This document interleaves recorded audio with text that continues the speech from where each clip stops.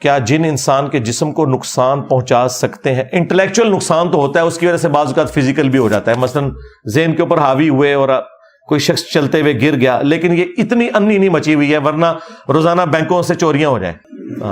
جن کے پاس جنات ہیں تو بھائی ٹھیک ہے، امریکہ نے جہاں پہ وہ پہاڑوں کی ٹنلز کے اندر سونا سٹور کیا ہوا ہے تو نکلوائیں، کوئی ڈلیاں ادھر لا کے دیں، IMF کا قرضہ اتاریں۔ بزرگ تو نہیں اتار سکے تو چلیں آپ بھی اتروا دیں یار، اتنی کوئی انی نہیں مچی ہوئی۔ آپ کی نظر میں تعویذ کی کیا حیثیت ہے؟ تعویذ لٹکانا تو یہ کوئی ثابت نہیں ہے، تعویذ سے مراد اگر نبی الاسلام کے تعویذات ہیں نا وہ ہیں المعوذات، آخری 3 صورتیں جو بخاری میں ہے، نبی الاسلام 3 دفعہ پڑھ کے ہاتھوں پہ پھونک کے جسم پہ ملتے تھے، 3 پناہ دینے والی صورتیں، یہ اصلی تعویذات ہیں۔ یوٹیوب پہ میرا کلپ ہے نبی الاسلام کے تعویذات۔ یہ لٹکانا، پرچیوں پہ لکھنا نمبر، یہ سب کے سب بدعت ہیں جی، اس کا اسلام میں کوئی نہیں ہے۔ ارے بھائی عوام آج کل کے پیروں فقیروں پر بھروسہ کیوں کرتی ہے؟ اس لیے کہ پرانے پیروں فقیروں پہ بھی بھروسہ کرتے ہیں آپ۔ یہ آج کل جعلی پیر، اور یہ ٹرم ہی غلط ہے بھائی، یہ شروع سے یہ سب کچھ ہی جعلی ہے۔ وہ ہمارے جو بھائی ہیں سائل ادیم صاحب، ان کو بھی ہم نے کہا تھا یار آپ کہاں پہ اللہ کے بندو، وہ کہتے ہیں جی جس کی جعلی موجود ہو تو اس کی اصل بھی ہوتی ہے، اس کا مطلب ہے کہ اصلی بزرگ بھی ہوتے تھے۔ تو میں نے ان کو بتایا کہ اللہ کے بندے اصلی جو ہیں وہ انبیاء ہوا کرتے تھے، ان کی نقلیں یہ اتارتے ہیں۔ اصل غلاف کعبہ تھا، انہوں نے قبروں میں غلاف چڑھائے۔ سمجھ رہے ہیں نا میری بات؟ ہاں، اصل انبیاء کرام ہوتے تھے، ان کے وضو کا پانی صحابہ کرام نیچے گرنے نہیں دیتے تھے، اس کے بعد حضرت ابوبکر کے وضو کا پانی بھی کبھی کسی نے نہیں لیا۔ ہاں، آپ کے پیر فقیر جو ہے نا یہ تھوکیں ڈال ڈال کے آپ کو دے رہے ہیں، اور قبروں کو غسل دیا جاتا ہے، غلاف کعبہ اتار کے سال میں 2 دفعہ کعبے کو غسل دیا جاتا ہے، یہاں پہ مزارات کو غسل دیا جاتا ہے، اور وہاں غسل دینے والوں میں آپ کے سارے یہ وزراء شامل ہوتے ہیں، وہ خود گدیوں کے اوپر بیٹھے ہوئے، خواہ وہ نون لیگ سے ہوں، پیپلز پارٹی سے ہوں یا PTI سے ہوں، سارے اس امام کے اندر ننگے۔ تو وام کے بزرگان دین بھی یہی کچھ تھے، ان کے پچھلے بھی یہی تھے بھائی۔ یہاں پہ مولانا مودودی نے صحیح بات کی تھی کہ انڈیا پاکستان کے لوگوں نے اسلام قبول نہیں کیا، اسلام نے انہیں قبول کر لیا ہوا ہے کہ ٹھیک ہے تسی بھی کلمہ پڑھا ہے، چلو خیر ہے یار ہو گئے مسلمان۔ اسلام نہیں انہوں نے قبول کیتا، ہاں اسلام نے انہوں نے قبول کر لیا۔ میرے والد نے ایک مسجد اور مدرسہ اللہ کی راہ میں وقف کیا، اور ان کی خواہش ہے کہ ان کی قبر مدرسے میں بنائی جائے، ایک کونے میں مدرسے کے اندر جگہ طے بھی کی جا چکی ہے۔ والد صاحب کو سمجھائیں یار بچ جائیں، مطلب ایک نیکی کرنے کے بعد پھر ایک جاتے جاتے گناہ کر کے جا رہے ہیں۔ یہ عموماً ان کی نظر میں یہ ہوتا ہے کہ جب وہاں پہ ہماری قبر ہوگی تو کوئی راہ چلتے ہوئی کوئی فاتحہ پڑھ دے گا، کوئی یہ کر دے گا، او بھائی کوئی بھی نہ پڑھے، آپ لاوارث بھی مر جائیں، ہاں اپنے اعمال ساتھ لے کے جائیں، ٹھیک ہے؟ مسلمانوں کی دعاؤں کا حصہ آپ کو ملے گا۔ ہمارے اوپر تو واجب ہے کہ ہر مرے ہوئے مسلمان کے لیے دعا کرنی، میں ہر اتوار کو یہاں بھی دعا کرواتا ہوں، ہم نماز میں بھی کرتے ہیں۔ یہ آپ کام نہ کریں، بخاری مسلم میں حدیث ہے نبی الاسلام نے قبروں پر مسجد بنانے سے منع کیا ہے۔ اس کے اوپر میری تفصیلی ویڈیو ہے، رپلائی ٹو مولانا طارق جمیل آن گنبد خضرا۔ یہ پورے کا پورا جو معاملہ مسجد نبوی سے اخذ کر کے اور یہ مزارات کا سلسلہ شروع ہوا، اس پہ میری ویڈیو دیکھ لیں۔ والد صاحب کو اللہ ہدایت دے آپ کے۔ ہمیں حضور اکرم صلی اللہ علیہ وآلہ وسلم پر کون سا درود پاک پڑھنا چاہیے جو افضل ہو؟ یہ درود ابراہیمی کا جو پہلا حصہ ہے نا، اللہم صلی علی محمد وعلی آل محمد، بہترین درود شریف ہے، اس کے اوپر میری تفصیلی ویڈیو ہے، سنن نسائی کے اندر موجود ہے۔ درود ابراہیمی تو خیر بخاری مسلم میں بھی آیا ہوا ہے، یہ سب سے بیسٹ ہے، یہ پڑھا کریں۔ فرض نماز کے سجدے میں حمد، درود اور توبہ کیسے کریں؟ جیسے نبی الاسلام نے کیا، بخاری مسلم میں حدیث ہے، نبی الاسلام سجدے میں پڑھتے تھے سبحانک اللہم ربنا وبحمدک اللہم اغفر لی۔ یہ اینڈ پہ آپ کو نماز والا ریسرچ پیپر مل جائے گا، اس میں یہ دعا لکھی ہوئی ہے، اس میں اللہ کی حمد بھی ہے، استغفار بھی ہے۔ اور مسلم میں ایک اور حدیث ہے کہ تم میں سے کوئی شخص سجدے میں اپنے رب کے سب سے زیادہ قریب ہوتا ہے، تو لہٰذا سجدے میں خوب دعائیں مانگو۔ سجدے سے مراد نماز کا سجدہ ہے، یہ جو بعد میں سجدہ کرتے ہیں نا لادہ سے، وہ بدعت ہے۔ نماز کے سجدے میں آپ نے سنت دعائیں جو قرآن میں آئی ہیں، احادیث میں، وہ آپ مانگیں۔ قیامت میں جب حضرت محمد صلی اللہ علیہ وآلہ وسلم امتیوں کی شفاعت فرمائیں گے تو کیا وہ مسلمان شفاعت کے بعد بھی اپنے گناہوں کی سزا بھگتیں گے؟ نہیں، گناہ کی سزا بھگت رہے ہوں گے، اس سزا کے اندر نبی علیہ السلام تخفیف کروائیں گے، جو بخاری مسلم میں آیا کہ میں جہنم کی طرف جاؤں گا اور اس طرح لوگوں کو نکالوں گا۔ یعنی مثلاً اگر کسی کی سزا نعوذ باللہ 1,00,000 سال تھی اور نبی علیہ السلام کی شفاعت سے وہ 1,000 سال پہ آ گئی، اس طرح ہوگا۔ اور جو لوگ بالکل بریک ایون پہ کھڑے ہوں گے وہ میدان محشر میں شفاعت سے بخشے جائیں گے۔ کیا جماعت کے لیے امام کے آگے ہونا لازمی ہے یا موبائل میں کسی کی لائیو جماعت کے ساتھ شامل ہو کر پڑھ سکتا ہے؟ یار یہ تو گاندھی صاحب نے ایک چوہا چھوڑا تھا، اللہ ان کو معاف کرے۔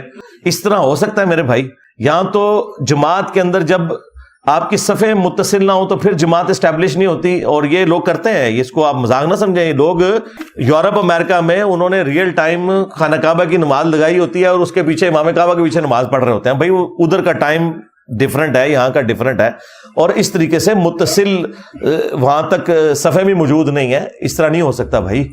ایون یہ بھی نہیں ہو سکتا کہ ایک مسجد ہے اور اس محلے میں کوئی گھر ہے اور لوگ اپنے گھروں میں مسجد والے امام کے پیچھے نیت کر لیں. ایسے بھی نہیں ہوگا. صف کا متصل ہونا ضروری ہے.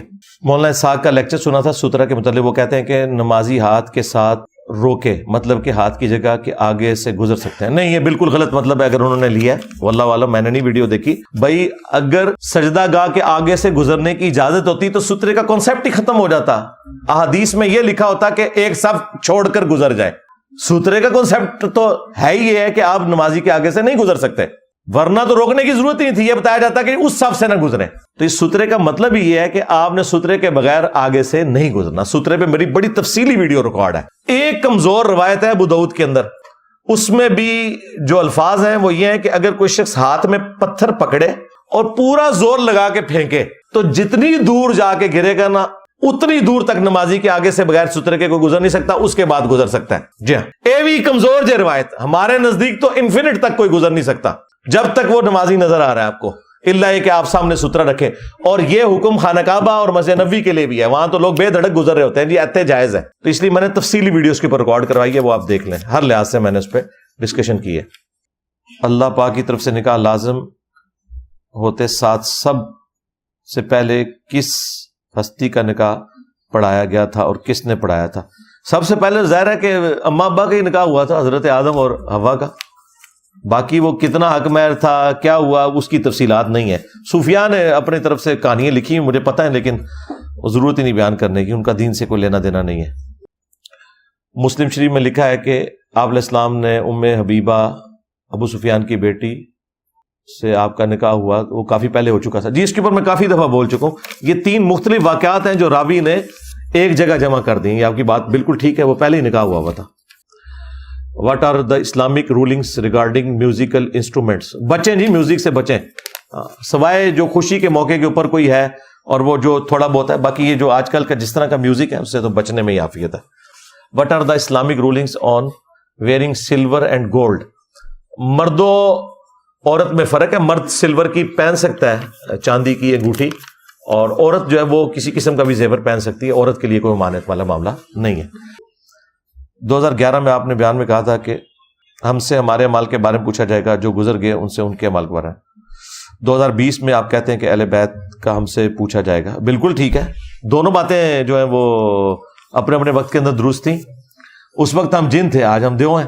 ہاں, اس وقت وہ بات تھی جو آپ کے علماء سے سنی تھی. جب ہم نے پھر بعد میں اسے پڑھا کہ ان لوگوں نے قرآن میں تحریف کی ہوئی ہے. اگر یہ بات مان لی جائے تو نبی علیہ السلام نے یہ کیوں فرمایا کہ علی سے محبت نہیں رکھے گا مگر مومن, علی سے بغض نہیں رکھے گا مگر منافق. صحیح مسلم 240.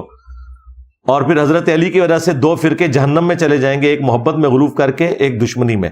تو یقیناً سیدنا علی اور اہل بیت کا معاملہ ہماری جنت اور جہنم کے ساتھ جڑا ہوا ہے. تو جن لوگوں نے تلک امت قد خلت کا لفظ ترجمہ کر کے آپ کو گمراہ کرنے کی کوشش کی, خواہ وہ پرانے بزرگوں میں سے تھے یا نئے بزرگوں میں سے, انہوں نے آؤٹ آف کنٹیکسٹ اسے کوٹ کیا. وہ یہ ہو رہا تھا کہ یہود و نصارہ کہتے تھے ہمارے بزرگوں کی نیکیاں ہمیں کام آئیں گی, تو اللہ تعالیٰ فرمایا تلک امت قد خلت, وہ ایک امت تھی, اچھی امت گزر چکی, ان کے لیے ان کے اعمال ہے, تمہارے لیے تمہارے اعمال ہے. تم سے یہ نہیں پوچھا جائے گا کہ انہوں نے کیا کیا جائے, تم سے یہ پوچھا جائے گا تم کیا لے کے آئے ہو. لہا ما کسبت ہے, علیہا مکتسبت نہیں. علیہا ہوتا نا تو ہوتا کہ ان کی برائیوں کا وبال ان پر اور تمہاری برائیوں کا وبال تم پر. اس میں کہ ان کے نیک اعمال وہ اپنے لیے کر گئے, تم اپنے نیک اعمال اپنے لیے کرو گے. برائیوں کا ذکر نہیں ہے. ان سے کہنا عربی بڑی آندھی تھے, عربی مار گئی تھوڑی, ورنہ یوسف علیہ السلام کے بھائی کیا دنیا سے چلے نہیں گئے تھے, ڈبل صحابی تھے. اللہ نے کیوں ان کی غلطی ذکر کی قرآن میں؟ عبرت کے لیے. حضرت آدم علیہ السلام کی غلطی معاف ہوگی, عبرت کے لیے ذکر کی. سورہ اعراف میں آیا کہ جس طرح تمہارے ماں باپ کو شیطان نے ورگلایا, دیکھنا تمہیں نہ ورگلا دے. تو حضرت آدم کی اگر توہین ہوئی تو صحابہ کرام تو پھر نبیوں کے مقابلے میں تو پھر کچھ بھی نہیں ہے نا. تو غلطی کا ذکر اپنی جگہ, توہین آپ نے نہیں کرنی. بالکل. ہمارا جو رافضیوں سے اختلاف یہ ہے کہ وہ اس غلطی کی بنیاد پر صحابہ پر لعنت کرتے ہیں, اور ناسبیوں سے اختلاف یہ ہے کہ وہ قرآن و حدیث کی تعریف کرتے ہیں اور کہتے ہیں غلطی بیان کرنا کفر ہے، تو یہ غلطیاں تو قرآن میں بیان ہوئی ہوئی ہیں، اور یہ کہنا کہ معافی کے بعد بیان نہیں ہونی چاہیے، تو معافی کے بعد ہی حضرت یوسف علیہ السلام کا واقعہ بیان ہوا ہے۔ رفع الدین والی ایک حدیث مرفوع متصل ہو جس میں آپ علیہ السلام کا 4 جگہوں والا رفع الدین ثابت ہو، جی یہ تو پرانے سوال ہو گئے۔ نبی علیہ السلام نے فرمایا نماز اس طرح پڑھو جس طرح مجھے نماز پڑھتے ہوئے دیکھتے ہو، یہ حکم آ گیا۔ صلو کما رأیتمونی اصلی، صحیح بخاری 631۔ اور اس حدیث کے راوی ہیں مالک بن حویرث، وہ کہہ رہے ہیں کہ نبی علیہ السلام نے ہم سے کہا تھا کہ نماز اس طرح پڑھنی ہے جس طرح مجھے دیکھا ہے۔ اور مالک بن حویرث کی بخاری مسلم میں حدیث ہے کہ نماز شروع کرتے وقت، رکوع میں جاتے وقت اور رکوع سے اٹھتے وقت نبی علیہ السلام رفع الیدین کرتے تھے۔ رہ گیا جو چوتھا رفع الیدین ہے 2 رکعتوں سے اٹھ کر، وہ بھی بخاری کے اندر موجود ہے، 2 رکعتوں سے اٹھ کے، تو بالکل موجود ہے۔ یہ تو پرانیاں گلاں ہو گئیاں، ان کو سوال بدلو، ہن کوئی نویں لے کے آؤ، وہی کہانیاں کدے بتاں والیاں تے کدے جناب گھوڑوں کی دموں والی، یہ تو مذاق بن رہا ہے۔ جس شخص کے حالات خراب ہوں، کھانے کو کچھ نہ ہو، کیا وہ غیر اللہ کا نام کا لنگر لے کر کھا سکتا ہے؟ اگر زندگی موت کی کشمکش بن گئی ہے تو کھا سکتا ہے، وہ تو آپ مردار بھی کھا سکتے ہیں، لیکن اللہ کے فضل سے آج بھی ہر شہر کے اندر کئی تندوروں پہ لکھا ہوتا ہے انہوں نے کہ آپ اگر آپ کا پیسے نہیں آپ کو روٹی فری ملے گی۔ آج جیلم میں بھی اتنے دسترخوان چل رہے ہیں پورے ملک میں، میں نہیں سمجھتا پاکستان میں کوئی جگہ ہے جہاں پہ اس طرح کے دسترخوان نہ چل رہے ہوں، تو وہ اللہ کی رضا کی خاطر لوگ کرتے ہیں۔ باقی یہ مزارات کے اوپر بھی جو کھانا پینا ہے نا، کھانا اگر اللہ کے نام کا ہے تو اس کھانے کو ہم حرام نہیں سمجھتے، اس ایکٹیویٹی کو حرام سمجھتے۔ میں تو 11ویں کے کھانے کو بھی حرام نہیں سمجھتا۔ اگر کوئی کہتا ہے میں یہ اللہ کے نام کی دے رہا ہوں اور اس کا ثواب عبد القادر جیلانی کو پہنچ رہا ہے، تو ہمیں اس ایکٹیویٹی سے اختلاف ہے۔ میت کی طرف سے صدقہ تو ہو سکتا ہے، لیکن اگر وہ کہہ رہے ہیں میں عبد القادر جیلانی کے نام کی دے رہا ہوں، پھر حرام ہو جائے گی۔